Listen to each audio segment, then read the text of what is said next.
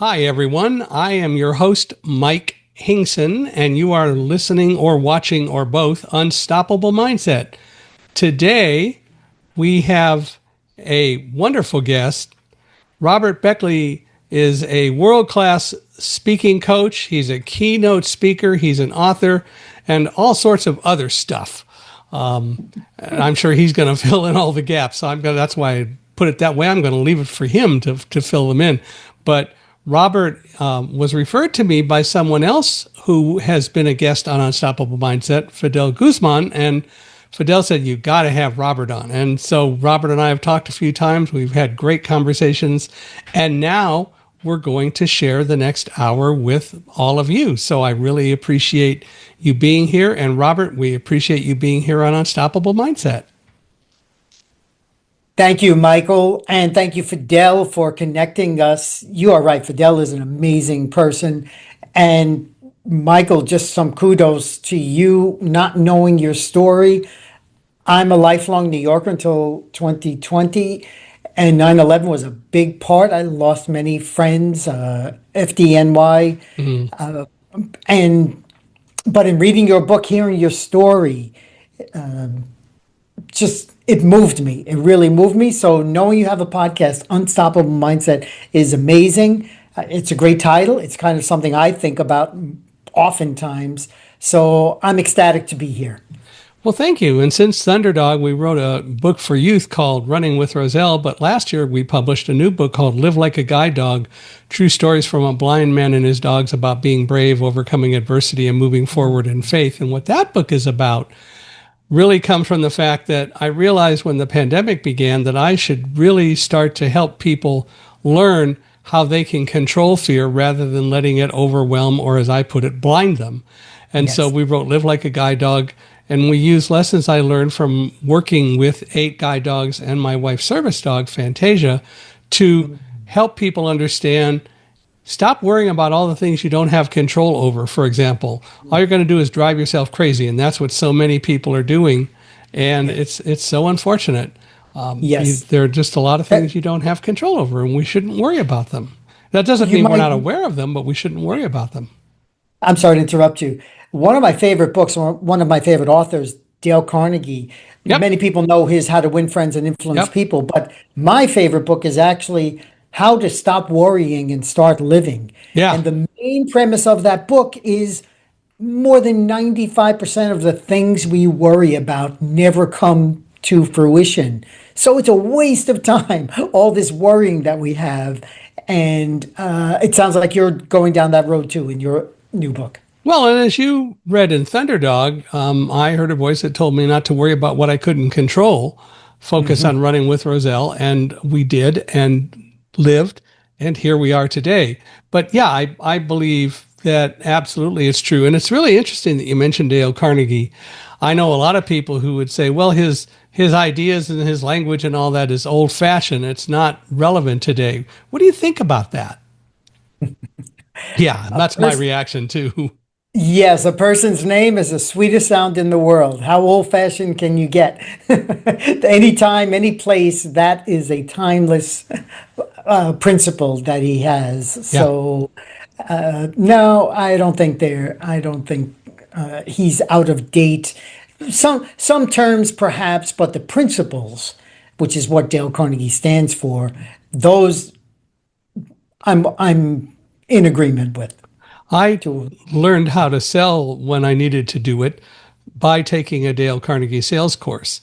And in that 10-week course, I learned so many things and was reminded of so many things that I knew, but hearing them again in a different way, but also learning so many new things about what sales is really about. I like sales. I think sales is a really great thing, but the reality is that most people don't know how to sell or don't know how to sell well, because really good salespeople tell stories. Real good salespeople develop trust, and the people who they work with learn to trust them, and the salesperson, for their part, learns that trust is extremely important, and you have to earn people's trust, and you don't do that by falsities and other things like that. Yeah. So actually, that's a good segue. Trust comes from character, from a person's character, their moral character. And if I could Sure. segue into my book, Voices of Reason, I'm using Aristotle's principles of There's an old rhetoric. fellow. Yes, he's an old fellow too, who's also has some timeless wisdom for modern times. And in Aristotle's day, the term rhetoric, Hmm. Michael, if I ask you, is when I say that's rhetoric, is that a compliment or is that somewhat of a backhanded compliment? Well, I think some people would consider it backhanded, but I understand, having read rhetoric and poetics, for example. Yes, Um, yes. I appreciate Aristotle. It was hard to get deeply involved in it at first, but I really appreciate it and value what it is. Yeah, and I agree. And I'm fortunate because my sweetheart is an Aristotle scholar who can unpack his writings in ancient Greek. She can translate them. So whenever there's like some mistakes I'm thinking about, she can clarify that. But in his era, there was this group called the Sophists, who to them rhetoric simply meant winning arguments and converting people without relationship to ethos. It Yeah. was kind of pathos, which is just emotional, getting this emotional sway. So what you were speaking about earlier, coming back to Dale Carnegie and sales, which I led, I was an assistant for one of the Dale Carnegie sales Hmm. courses. I kind of shot up the ladder in that group for a while, but know, like, and trust people. Hmm. Also a member of BNI, Business Network International, and their point is before you're going to sell something, know, like, and trust them. Before you're going to refer them. And so sales is about that. It's about relationships and trust. And the speakers that I cover in my book, I unpack how ethos was essential, an essential part of their message, and that's how their audiences got buy-in from them. And that's why some of these speeches, Abraham Lincoln, Martin Luther King Jr., Winston Churchill, they have stood the test of time. Yeah. Yeah. I mean, you can't do better than Lincoln's Gettysburg Address, Oh King's boy. I Have a Dream, Yes. and Yes. so many others. And Yes. but you're absolutely right. And trust is really so important. And it's really so unfortunate today because people tend not to want to converse with each other, especially when you're dealing with politics. And I know we could talk about that concept, but the reality is that people won't talk anymore. People don't trust. People won't listen. People don't want to learn. They've decided they have the answer, or one person has given them the answer that they want to hear, and that's all there is to it. And it doesn't work that way. No, it doesn't. If you're kind of alluding to the direction we've gone, I think social media has had a gigantic negative impact Yeah. toward that end, where people can simply hide behind a computer screen and anonymously type in these vile comments and think they won, kind of like the sophists back in the day. Hmm. But where are their actual interpersonal skills? What happens when they actually meet people for face to face? And we need more of that, Michael. I think we need more face to face reactions, interactions with people. And that's where the authenticity, especially in an AI era that we are going to, Yeah. we just need authenticity, which is another Dale Carnegie principle. Is like be yourself and be a human. I embrace AI. I'm sure you embrace technology to Sure. help you augment what you're doing, but never at the expense of the human interpersonal exchange. Right. Absolutely not. And the reality is that AI can do so many things, but it is not us. And we need to remember that. We need to not lash out against it, but learn how to use it. And I hope we'll see more of that. My favorite example is like 5 years ago. Well, was it? 3 years ago, I guess. my wife had just passed. I was at a family gathering, and Mm. there was someone there who was really complaining about AI, and he said, it's horrible in the classroom because teachers don't know whether somebody wrote their paper or they Mhm. got AI to write it. Mhm. And I hadn't really learned much about AI, but I did after that, and I thought about it. And if I had had the opportunity, my response would have been and would be now, let students have AI write their papers. That's not the issue. The issue is how well do they know the subject? How do you find that out? You let everybody write their papers or get AI to write their papers, whatever they choose to do. Then the teacher collects all the papers and takes one period and brings every class member up to the front and says, now defend your paper. Not by Yes. looking at it, but from your own knowledge, defend your paper. You're going to Mhm. find out who really did and who didn't Yes. do the work. And Mhm. it's a great opportunity that we should really advise people to take advantage of because the other side of it is it'll help some kids learn to do better public speaking. But the bottom line is you'll find out pretty quickly who does their work and who knows their work. Yes, I agree. And that's something, my wife was a philosophy professor for 25 years, and she rejects precisely what you just said. She doesn't like AI for that, for the idea of plagiarism. And for her, that is the unforgivable sin. And she would make the student verbally tell her, because she could tell when someone was cribbing notes or someone Yep. else was writing a paper. There used to be this program called turnitin.com, and she would it would flag plagiarism. I don't know if Mm-hmm. that still exists, but you're right. This does inadvertently, that will help students speak better, because guess what? We know you're a professional speaker. I'm a professional speaker. We know the value of that, of being able to persuade people with your voice, with your words, as a means to, whether it's job interviews or venture capital pitches, or just keynote for some kind of massive conference. That ability can help anybody in any profession. I have used AI in writing documents and so on, Hmm.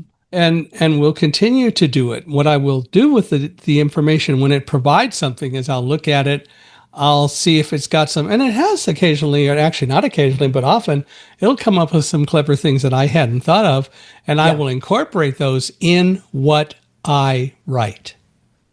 in your voice, Mm-hmm. you would And, edit and it. and no You, matter how well AI might be able to emulate my voice, it's still not me. yes, And yes, it shouldn't be me. I don't want it to be me. I want to be able to come up with the ultimate ideas. And I've written a couple of articles over the last few years where I used some great suggestions from AI, but I wrote them. hmm, And that's the way it ought to yeah, be. yeah, great, great, Well, yeah. so how did you start out? Tell us a little bit about the early Robert. The early Robert was number Sure. eight out of nine kids in New York City, cramped into an apartment, if you could believe that. And having so many older people than me in growing up just in a household, I was not, I tended to be more quiet Mm, because there were some who were louder and more dominant. And when I was about 9 years old, I remembered reading about Patrick Henry's Give Me Liberty or Give Me give me Death death. speech. Yeah. And I said, oh boy, what an impact that speech had. Someday I'd like to have that kind of impact. This is amazing. But when it came a couple of years later, I'm singing in a rock band, and the front man of a rock band is supposed to engage the audience and get them, all enthusiastic. And I was scared to death. I was in between. I was good at singing someone else's words, but when it came to my own, using my own voice, I cowered. So I saw the value there. And then I went into business. I worked for Merrill Lynch for 12 years, and I kept getting promoted to a management position. And then I had to lead groups. I had to lead shift turnovers and give presentations, and I didn't feel like I was up to my level I wanted to be. So guess what? I took a Dale Carnegie course, and then Mm, I joined Toastmasters, and I constantly honed the craft of speaking. And then I reached the point over the decades, I had worked for different nonprofits in different areas, but mainly only recently in the past couple of years did I say, you know what, I'm tired of working for someone else. I want to coach people who have this fear of speaking. I want to have help them overcome this fear and become persuasive, effective speakers whose messages are not forgot. Because one of the things we know, Michael, is that most speeches are forgotten by the next day. Mm-hmm. And people, especially younger generations who are addicted to these devices, they're begging for a reason to be distracted. And if speakers are not aware of that, they will lose the audience quickly. Yeah. So I've studied the subject. I've trained with some experts. We mentioned Sam Richter earlier offline. I mean, one of the greatest speakers I've ever seen. Mm-hmm. And currently I study at Stage Time University how to become a coach, a very good coach. I'm a world-class speaking coach now. So between giving presentations, which I love to do, and then helping others present, overcome that fear, lead memorable messages, that's where I want to be. That's where I'm proud to be. And so that's kind of a shorter version of my story of how I got to be here. I think for me, the greatest compliment I've ever got as a speaker was at the beginning of 2023. I sign up for LinkedIn alerts, so when my name is mentioned, I generally get an alert about it. Mm. And this alert came out that referred to an article that was just published by somebody in Arizona. And the Hmm. article was about a speech that I had given in 2014, 9 years earlier. Yeah. And he was talking about the value of it, and it was great, and all that. And I think that's how often does anyone ever hear that somebody remembered them so well 9 years later that they wrote an article about them? And so I've always enjoyed Hmm. that. It's Hmm. pretty cool. But I know that for me, my belief is I do not talk to an audience. I don't want to talk to an audience. I talk with an audience. And if Hmm. I'm not establishing a relationship, and I can tell by the way they're reacting to things that I say how Hmm. well I'm doing at that. But if I'm not really getting their attention, then I have to change something to make sure that I'm truly connecting with them. And I think Hmm. that's the most important thing that I can do as a speaker. I Hmm. always want to learn as much as I can about what they want to know about, but also ultimately that is part of it. But the words that I say and how I say them are what are really relevant for people to pay attention to. Hmm. And so I have a couple of thoughts on what you just said. Number one is we say an effective speech is a dialogue, not a monologue. Correct. And that is exactly what you were saying, this kind of relationship between speaker and audience. I'm very curious. So I have had, it's declining now, but I've had near perfect Chuck Yeager like vision. Okay. I'll never forget when I read Chuck Yeager's biography. He said he could see things so far away. Now, Mm-hmm. he's like, radar would eliminate that advantage. But I've always had that. And I rely on that in seeing my audience and Sure. changing, shifting. How to, please tell me, Michael, what do you do? What techniques? How do you do that? How do you engage So and I have been a speaker now since January. Well, actually, the first speech I gave was in late September 2001, but yes. permanently professionally since the beginning of 2002. So I've got over 23 and a half years of experience. And one of the things that I do is when I'm giving a speech and talking about the World Trade Center, because everybody wants to hear that Hmm. story, Hmm. I will say things along the way that I expect to elicit some sort of reaction from people. So, for example, one of the things that I do early on is I want people to get comfortable with me being blind and them being light dependent, Yes. or not blind. You know, that's their disability. But the fact is that one of the things that I do is I will start, and I did it last week actually in Texas. I asked people some questions. I said, "How many of you know a person with a disability?" Okay, what are people going to do when somebody asks them a question like that? Raise their hands. Exactly right. And so I let them do that. And then I say, Yep. how many of you know somebody who is blind? And then I'll say something, I'll come up with different questions, but I'll ask something like, how many of you think a blind person can drive a car? And then my fourth question is, I'm giving it away. So gosh, anybody who hears me, who listens to this, they're going to know what to do the next time they hear me speak. But the last question is, how many of you think it's a bright idea that when a blind speaker asks you a question, you respond by raising your hands? So they're pretty much always, I know I get them. I got them.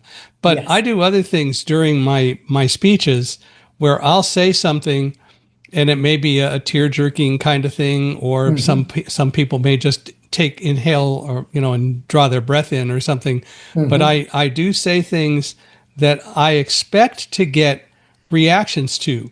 One reaction might be that they'll just not do anything; they'll be absolutely riveted, and I can tell that, as opposed to people fidgeting around. You can learn to hear all that stuff. Yes. Eyesight is really lovely, but it isn't the only game in town, and that's what people really need to learn, is that there's more to life than eyesight. I've written an article which really talks about a new definition of disabilities, and what it talks about is exactly what I said a moment ago, which is that in reality, everyone on the planet has a disability, and for most people, it's they're light dependent. And if the lights suddenly go out, and if you don't have access to a smartphone or a flashlight or a candle or something, you're in a world of hurt. So we have light on demand that covers up your disability, but it's still there. And we need to get people to better understand that kind of a concept. But the reality is you can learn to hear so many things when you're interacting with an audience that will tell you how well you're doing with them. Yeah, so I want to, okay, remind me if I forget to come back to Aristotle, but I want to go to your book because I learned, again, I mentioned my sight was so good, and that was one of my fears as a child. I was so dependent on it. Like, and you talk about this in your book, that people would rather die than go blind. Light dependent people would rather go blind. And you give a lot of information. I learned so much, and I know it's about my book, but I really want to pull some things out of you. We're doing a conversation here. It's a dialogue, not a monologue. But what I learned, even how this helped you in the World Trade Center, because you mapped out the entire floor, and you helped on your way down. You realize the lights might go out, and now I will be the guard for these people who will now be very scared, and my dog will be leading the way, because as long as my dog is not nervous, not fidgeting, then I have no reason to. I love that aspect. But what you say early in the book, and here I'm coming back to your point about gauging hearing, you say, just by losing your eyesight, it doesn't mean you automatically have your other senses are enhanced. You have to work for those. You have to train. I'm sorry? You have to train. Yes, you have to train, and that's what you've done. So as a speaker, you can tell when you've said something and there's a pin drop going, or as you mentioned, the fidgeting point, that you can gauge that as well. So I appreciate that. I didn't know we'd go down that path, but now I'd like to, if you want to follow up on that before I come back to Aristotle, just say something. I think you've hit it very well. I think that the reality is there are always a number of different ways to do things. And you mentioned Chuck Yeager, but make no mistake, no matter how well Chuck Yeager saw, he still had to do a lot to make sure that he trained his eyes and his brain to see, absorb, and know that information. Yes. And so it really is, it's true that training is part of what we all need to do. Mhm. And, well, let me ask you, why do you think that so many people are so afraid to get up in front of an audience? Yeah, that's a good question. I think public embarrassment is one. So it's not as much fear of public speaking, it's fear of embarrassing themselves. And if I were to dig a little bit deeper, I think it's a I think it's a thinking problem Mm-hmm. where they don't really know how to think. Any person who has a mastery of their topic will not be afraid to get up in front of people and explain. But if you don't have that strength as a thinker, I think that leads to a domino effect of nervousness. And I'm Yeah. going to say something wrong. I'm going to go down a wrong path. I'm not really sure. And there are ways around this, which is a thinking before you say something. Have some bullet points that no matter what's going on, I'm going to cover these. Yeah. But that is what I would consider probably one of the top reasons. And it often happens in youth. They're asked to get up in front of a group and there's a traumatic experience. They fumble and the kids in the class laugh at them and then they make that association and then it just takes a long time to overcome that. But the other part about it is, and I realize it's probably a little bit different for children, but in any kind of a more adult thinking orientation, Hmm. audiences don't want you to fail. They're gonna Yes, support you. that's right. And that's what so many people don't realize is they're not Yes. out to get you. No, And I'm not even sure that that's is less true for kids. Yeah, some kids might make fun of you and so on, but right. generally, audience aren't out to get you. They want you to succeed, and they Yes, want to learn from you. Otherwise, they wouldn't be there. that's Now, you right. have to have something that you want them to learn. But again, and you're right, it's all about thinking. But I think that the reality is that audiences are not out to get public speakers in general. I mean, there are certainly some that you could make that case as not being true, but that's for other But for the reasons. most part, and so when I coach, this is a perfect setup. When I coach, I say make it about the audience, so Yeah, you don't get stuck inside your own mind. yeah, Les Brown, one of my favorite speakers, he says it's more important what they need to hear than what you want to say. right. Okay. And there's a big difference because a lot of speakers come in and they have a what we call a written, a, a spoken article. So it's basically something that's completely written out and scripted. And audiences want a little bit more than that. They Yeah. want there to be something more. So if I could go to Aristotle's pathos here, audience, Yeah, his the problem point with with Aristotle is he never learned to do PowerPoint. Oh, anyway, go ahead. I'm just teasing. so therefore he never suffered death by PowerPoint. Yeah, he never had the blue screen of death. Anyway, go ahead. And I'll ask you, no child ever went to sleep saying, "Mommy, Daddy, show me a PowerPoint."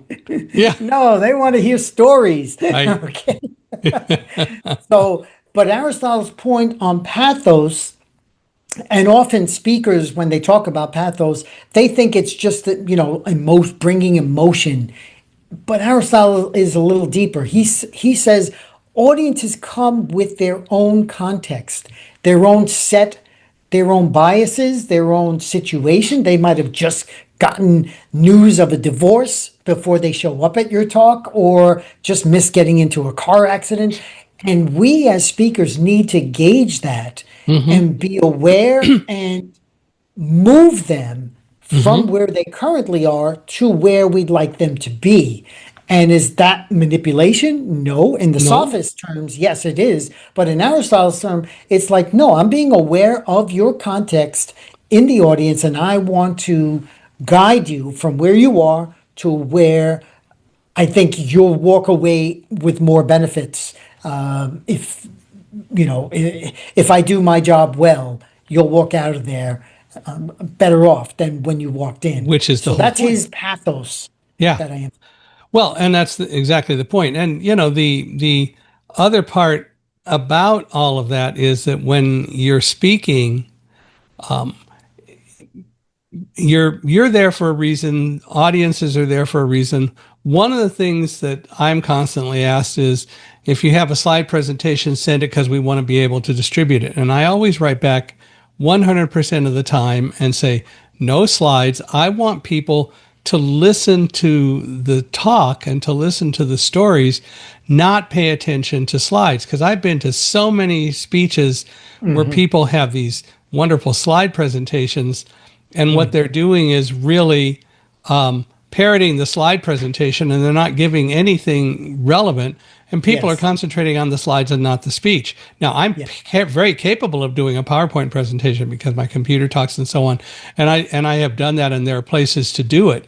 But my job, if I'm doing a PowerPoint presentation, is also to say things other than what's on the slides, Yes. and using the slides as a way to reinforce what I say as a speaker.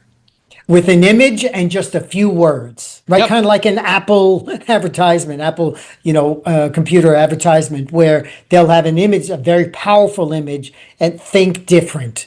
Yep. Okay.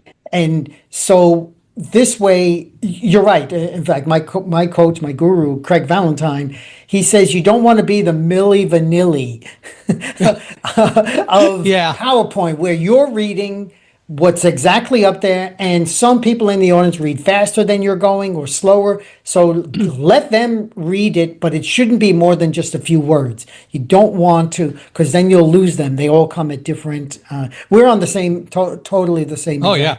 I've done PowerPoint presentations during sales talks and so on. And the neat thing for me doing a slide presentation is, of course, nobody expects a blind person to be able to do it. So I'll have a script that will have all of the words that are on the screen, so I know what's there. I'll have descriptions of the pictures, so I know what picture shows up on each slide. But the other thing that my wife and I did was to put in with each slide information that says exactly where on the screen the images will appear. So literally, I can be speaking and point over my right shoulder or my left shoulder and say, you can see such and such here or such and such here. So being very unique, they're focused on me. They're focused on that. And so I will use that stuff, but it still comes down to what I say. And I think that's so important. How did you combine public speaking and Aristotle together? And how did you decide to do that in your book? Well, we are currently in year 8, going on 9, of analyzing all of Aristotle's major works. And the last one we did, which we have a small reading group that Carrie Ann, my dearest, and I lead. And we spent about 8 months going through the rhetoric, every single word in the book. And while that was going on, I had the idea of using that as the basis, because I have used it in my coaching and in my way of life, not only just on that side.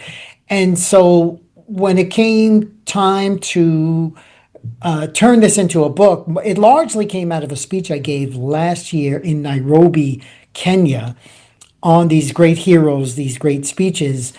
And that was where the evolution was. Okay, let me tie them into Aristotle. This has not been done before. There are several books out that analyze famous speeches, but not from through this lens, that Aristotle's ideas. And because I'm a fan of his work, all of his works, you mentioned poetics as well. I mean, the art that we have today, a high percentage comes out of, his principles of poetics. But because I'm a big fan, I thought, okay, I know something about him, and what I want to do in this book, I want to combine philosophy with Aristotle's ethos, logos, pathos, his rhetoric, with history, cover these famous speeches throughout history, and then presentation skills, and put them all together in storytelling mode. That's the thing you mentioned early on, and stories stick. Stories stick in people's minds. Facts and figures get forgotten, but stories stick. And if I could just harken back to what you mentioned earlier, you sent me a few links to some of your talks. you come right out of the box with humor. Yeah. I mean, that just what you showed, what you demonstrated earlier about raising your hands, but humor. Can we just pause and talk about humor, the value of humor in speaking? There's your trust element, right? When people are laughing with you, and you mentioned, Hmm. we talked about this being a dialogue, not a monologue. One of the things I learned from one of my coaches, I think Darren LaCroix, save your most important message or your potentially most controversial message right after you've given them something to laugh. They right after they laugh, Hmm. because their audiences are the most relaxed and therefore trustworthy of you. Whereas if you come right out and kind of slam them, Aristotle has ethos, logos, pathos. This is better than anything else anyone's ever done. No, they have a barrier in the beginning. So you intersperse some humor, and I don't mean jokes, humor through storytelling, different incidents that Sure. happen that could be painful in real time, but when you relive them, and I the way I coach is I say relive a story, don't retell it. You know, Yeah. when you relive it, all the emotions come out. And so that's, I know I just shifted over to humor, but so Aristotle, and he even has lost works on humor. That's interesting. We're talking a lot about him. But because I'm such a champion since I'm a teenager of Aristotle's work, I thought I want to bring him to the mass public. And oftentimes speakers do use this ethos, logos, pathos, but they're mistaken, in my opinion. For ethos, they only say credibility. And then for pathos, they only say emotion. And because I know his works, and my wife is a professional editor on top, so she really called me to the carpet when I would get things wrong. And the point is, no, moral character is more important. Credibility comes from moral character if we look at his ethos. And the pathos is not just pure emotion, it's seeing the state of your audience, where they are, and then trying to bring them over to your position. So all of those things combined to say, what an idea. No one's done this before. And I think I'm the person for the job. Comes back to trust. Yes. It Yes. absolutely comes back to trust. And I think that's Mhm. so important. What I tell people about my speeches is we are now in a generation where so many people are growing up having had no experience with the World Trade Center at all. And Yeah. you've seen some of my videos, so you'll appreciate this. My belief is that my basic job is to take them into the building with me and have them feel the things that I feel and go down the stairs and bring them outside with me at the end so that Mm-hmm. they go through everything that I Mm-hmm. went through. And I think that that's so important. Mm-hmm. That is part of the whole business of telling a story and Mm-hmm. doing it in a way that they can relate to. And I will change some things up depending on the kinds of reactions that I'm getting Mm-hmm. from Mm-hmm. audiences, but it is still all about getting them to truly sense what went on, because what happened for me, I realized that there were some very horrific things going on. Yeah. But part of what is important is for people to know that in reality, and I say this so many times, we had no control over the World Trade Center happening. And I have not seen anything to prove to me that we could have predicted it, because we talk about trust and teamwork. A team of 19 terrorists kept their mouths shut and were so quiet that nobody could figure out what they were doing. That ought to tell you something about the power of teamwork. But Mm. more important than that is that we didn't have control over the World Trade Center happening, but we absolutely have control over how each and every one of us individually deals with what happened at the World Trade Center. And that's what Mm-hmm. we've got to get people to focus on. Yeah, and you just reminded me also because you said, getting out of the World Trade Center and being outside, that's only half the battle. Yep. Because when you're finally outside, what happens? The building falls, it collapses, and now you got to run for your life. Yep. I mean, it's so dramatic what you went through that day. It's really, really amazing. But I think that people can learn not to allow fear to overwhelm or blind them. And I think that's Yes. the important thing, that if people will really take it to heart and learn that, they will Hmm. become so much better individuals for it. But that's Yes. part of what is so difficult for people to comprehend, because we Mhm. teach people too much how to be afraid rather than how to control fear. Hmm. Yes, I Well, agree. And if I could just yeah. piggyback, coming back to my book, that's one of my main purposes with the book is having the courage to speak out when your silence implies either agreement or you just feel, whether it's in a boardroom, whatever the context. And I could say this again as number 8 out of 9. When I was younger, hearing dominating voices made me silence myself. Mm. And because I felt that potential repercussions. So in writing this book, I said I want to give people the courage to speak out, to use their voice. It is a tool, and especially when it comes from their mind. I didn't talk yet really about logos, the logical argument that you put together. A leads to B with a conclusion of C, and that ability to think. So what but people often, that's another aspect of the fear, being silent and not speaking out. And that's something that I feel like in a free society where freedom of speech is upheld, we know that it's not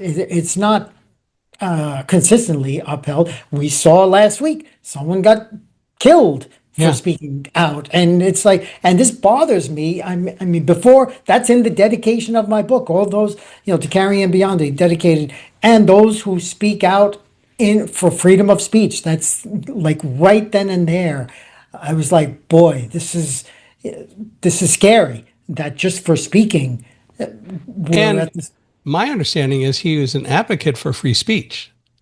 And that's what he was doing. He was literally talking to his opponents, Yeah. sitting there saying, prove me wrong. In other words, use your mind, Yeah. not violence, not force. Use your Hmm. mind and convince me because I have some idea. I've thought about these issues and I can say politically, I'm neither conservative nor liberal. I'm independent. That's one of the things I like about Florida is they have no party affiliation. So, but nevertheless, I'm in favor of freedom of Yeah. speech, and between Martin Luther King Jr. and Abraham Lincoln, two of the heroes I cover in the book, Hmm. they both spoke out and paid the ultimate price for it. So, Hmm. I want people to still have that courage to speak out, and despite the potential for repercussions, because you feel better about yourself, you feel more empowered when you take that action than when you silence yourself. Yeah. How did your own style, your own journey moving from a stage frightened New Yorker, as you described Mhm. it, to public speaker shape your coaching style and what you do? The main thing is knowing the experience of fear myself. I empathize immediately with Hmm. people who feel like, oh, I can never do this. I can never be that good. And then I thought, well, let me find some heroes. Frederick Douglass, Winston Churchill. These people have come from terrible adversity. Churchill was a stutterer when he was younger. Frederick Douglass Douglass talks was. a lot, but that's okay. Well, okay, but not if he remains enslaved, No, I know, I know. Yeah, he talked his way out of slavery, and so, but so I feel like that's one side of it is that those people who fear speaking. But I can say one other thing. I often hear this: "Oh, I don't have a problem speaking. I love speaking." Well, Hmm. maybe being succinct is the problem that you're not addressing. Meaning, just because you like speaking doesn't mean everyone likes hearing everything you say. Yeah. And so maybe you should just get to your point and then be quiet and let them grasp that instead of continually speaking. So it's kind of a two-sided coin Hmm. here, where a lot of people fear it, and then others are not aware that they're losing their audiences real fast by just going on and on and on. So being succinct is something that I coach as well. But all of those, so finding the tools that can help my clients learn how to speak with purpose and with courage, that's, and kind of walking their path to some extent is really what helped me, inspired me to do what I do. I guess actually Stephen Douglas was more of a talker than Frederick Douglass, but Ah, still. you're right about that. You're totally right about I that. stand corrected by Yes. myself. Yeah, he was Yes. a yammerhead. But Yes. anyway, You're totally right. but the interesting thing, you talk about succinct.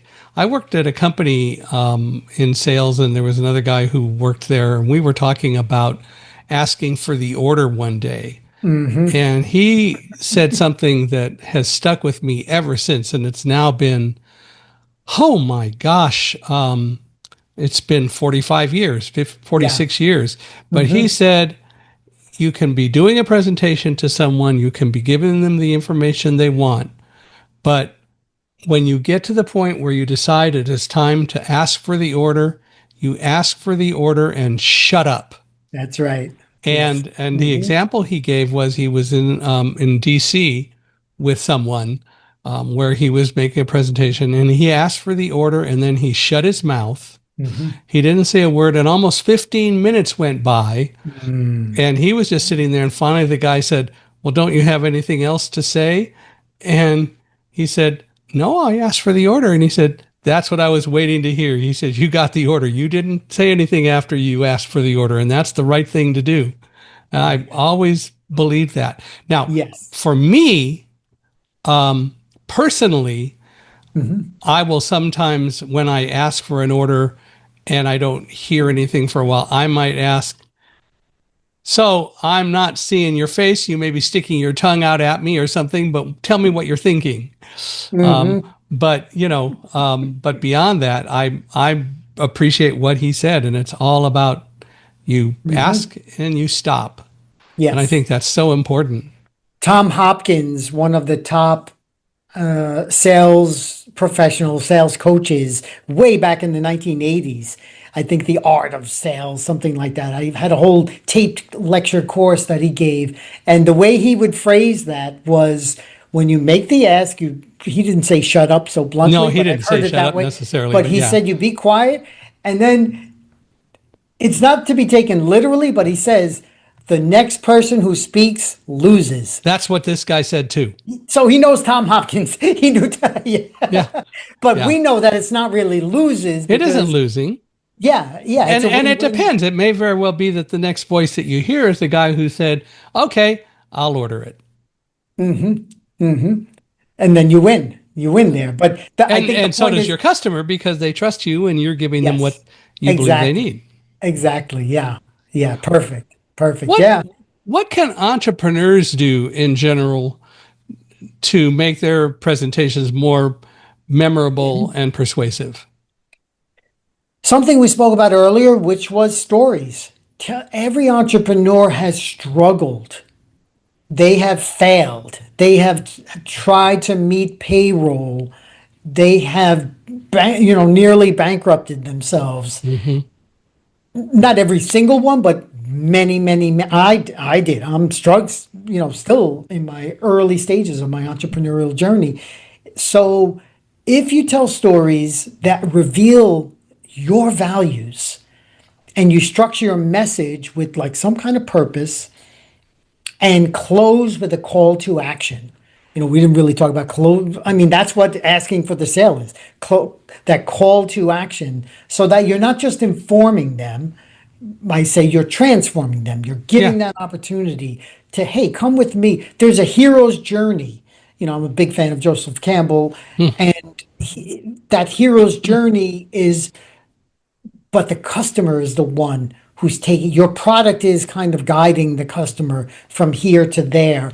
And so as long as you're able to do that effectively, instead of kind of at least starting with the bottom line figures that you'll get, this much 10x by next week, something like that. I just feel like storytelling is really what makes it more memorable. And I found that has worked for me. Yeah. I absolutely agree. I think it's the most important thing we can do is to tell stories. At Mhm. the same time, what do we do today? We're in such a crazy political climate and so on. No one talks. How do we deal with that? Well, again, you're right. People feel like they're walking on eggshells. But I say focus on your values instead of like labels. Remember that silence, I talked about it before, that's often serves as like the loudest voice, where you're making it clear that I'm picking and choosing where I'm going to speak out, depending on the context. But having that courage to say, okay, I disagree with this. Because it's very easy to agree with people. It's harder to disagree because that already sets up some kind of conflict here. And we know conflict is essential to storytelling. Hmm. So it's kind of more information, it's more ammunition to tell a more powerful story. But I just think that it's something that people do need to speak out. And again, I applaud you. You even the terms you use. I think it's important for people to hear, to look at things a new way, a different way, and be more empathetic to the audience, and find out where the common ground is instead of this adversarial relationship. Yeah. We've got to stop thinking that everything is adversarial. And unfortunately, Mhm. we're in a political and climate where that is very difficult to do because there are some people who tend to be very adversarial. Yes. And Mhm. that's their intent, but Mhm. that's a problem. And they're Mhm. being enabled way too much. Mhm. But it is what is occurring. And it is something that we all need to learn to develop our own mindsets about and learn to respect other people who differ from us in their opinions. It's okay. Mhm. Mhm. If I could piggyback on that, because, unstoppable mindset, think independently, Yeah. think for yourself. Don't fall into this, what I'll call more of like a tribalistic, whether it's on extreme right or extreme left. The more you think for yourself, the more critical you become of what you agree with and what you disagree with. Now you have well thought out, a well thought out argument for either case, and you can walk away. You can Mm-hmm. always walk away from a Mm-hmm. situation, because not our goal is not to persuade everybody all the time, but it's simply to say, okay, this is what I think is important, Yeah. and I have more, maintain your moral character, your ethos, in the process. Yeah. Exactly right. Why did you choose the characters that you did to Mhm. feature and discuss in your book, those seven historical characters? Yes. Each one of them had an impact on me as a young boy. If I'll just go through the list. So I start with Patrick Henry. I mentioned when I was 9 years old. Then Abraham Lincoln. I had the penny where I could, look at him. His proclamation, Emancipation Proclamation, was pivotal to this Mm-hmm. country. But Lincoln's 268 words. Talk about succinct, getting Mm-hmm. something done. So Lincoln, we know about. Frederick Douglass, also I mentioned. Mm-hmm. Then I come to the 20th century, first Winston Churchill, and I draw a contrast from Churchill because we know the power, the benefit of speaking well, but I also want to show the danger. So I start off the 20th century with Vladimir Lenin and Adolf Hitler, who were Mm-hmm. incredibly persuasive speakers to an evil end, to the death of hundreds of millions of people. Mm-hmm. So, and there's where I brought in Churchill as a contrast, as a voice of reason contrast. And then Martin Luther King, Jr. After that, then Ayn Rand, speaking to the West Point cadets, future leaders of the military. And then the final one is the only one who I've met and who is alive is Magat Wade, born in Africa, an entrepreneur who is more about, instead of giving foreign aid, she wants free trade. She advocates free trade. And as I mentioned earlier, the book came out of a speech I gave in Nairobi.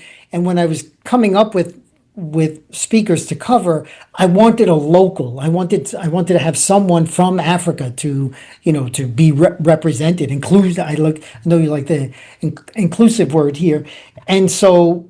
But I had John F. Kennedy's "We Choose to Go to the Moon." I had some other ones that I just couldn't. I had to limit it. I like the Magnificent Seven as far as like that movie Yeah. parallel as well. And so you can't fit everything in your first book. I will say this. So you had to pick and choose. But each one of them had some significant impact on my personal life. But I do make it clear this is not an all exhaustive No. list.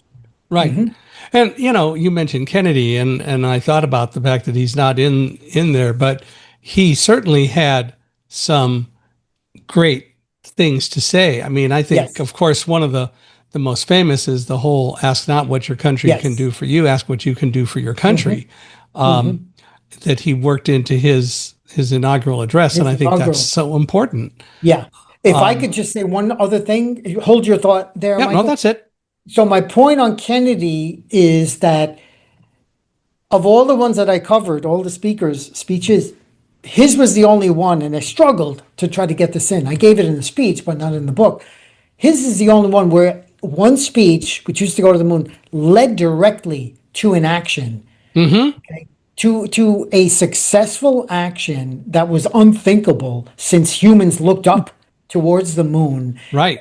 And so this is the power of the spoken word, how it can motivate people to, within a short 6 year period, to go from being behind the Russians during the Cold War, and that was a big part of his speech, to succeeding. And so it kind of troubled me that I wasn't able to put him in there like that specific. But he has several others. You're right. He has Yeah. several. Just a fabulous speaker. Absolutely fabulous speaker. Yeah, they're just the really good speakers are few and far between, and that's fine. I wish more people would learn to do it. Yes. What do you think is the biggest mistake that most people make in their presentations? You've talked about succinctness, maybe that's it, but what do you think is the biggest mistake that people make? I think they try to sound smart instead of being clear. Got it. So simplicity, sincerity, and structure, I say they win all the time. And another thing I learned from my coach, Craig Valentine, he says, speak the way you speak, not the way you write. So oftentimes speakers will have these $4, $10, $100 words that they never use in conversation. And they lose the audience after a Every couple of time. those. Yeah, yeah. So don't try to sound like you know everything. Don't try to sound smart. Be clear. And simplicity, that's how to become memorable. Yeah. And it is what we really need to do. Again, it gets back to talk with an audience. And Yes. audiences aren't Yes. looking for those big fancy words. They're looking for ideas. They're looking for thoughts. They're looking for something that they can take away.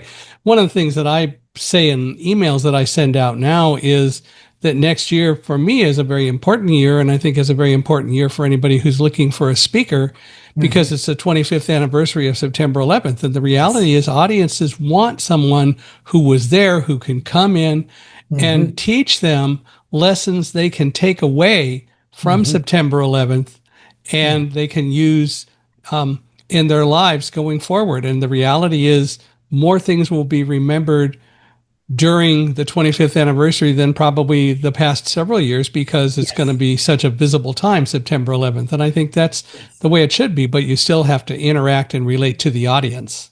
And on that note, Zig Ziglar, one of the all-time top speakers, he has a famous expression. The most famous radio station is WIFFM. What's in it for me? So your point is audiences don't go there to see Michael speak or Robert speak. They go there to see how they can benefit from what Michael says Right. or Robert says. So we need to tailor our message for that maximum benefit that they will walk away with.